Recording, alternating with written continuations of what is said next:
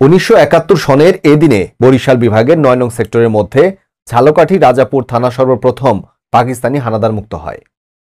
নবীন মাহমুদের রিপোর্টে থাকছে বিস্তারিত।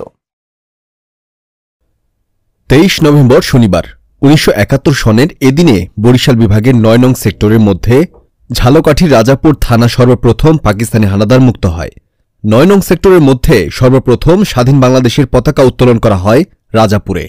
পাকিস্তানি হানাদার বাহিনীদের সঙ্গে বীর মুক্তিযোদ্ধারা রাতভর যুদ্ধের পর হায়নার বাহিনী বীর মুক্তিযোদ্ধাদের কাছে আত্মসমর্পণ করে।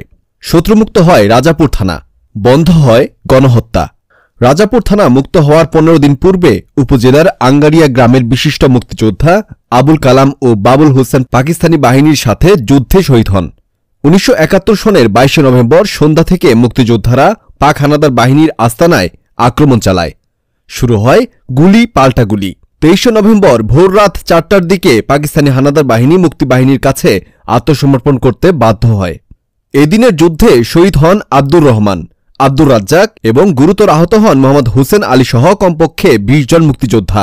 সেদিনের এ যুদ্ধে 3 শতাধিক মুক্তিযোদ্ধা অংশগ্রহণ করেন।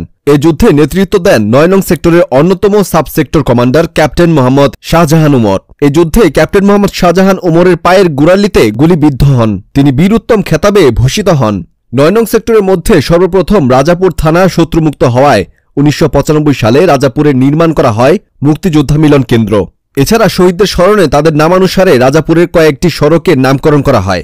জানা গেছে এ যুদ্ধে ৯ নং সেক্টরের অন্যতম sub sector commander captain Mohammad Shahjahan উমরের নেতৃত্বে সন্ধ্যা থেকে বর্তমান উপজেলা সদরের দক্ষিণ প্রান্ত দিয়ে পাকিস্তানি বাহিনীর আস্তানা রাজাপুর থানা ভবনে আক্রমণ শুরু করে এবং রাতভর যুদ্ধ শেষে পাক হানাদার বাহিনী মুক্তিযোদ্ধাদের কাছে আত্মসমর্পণ করতে বাধ্য হয়।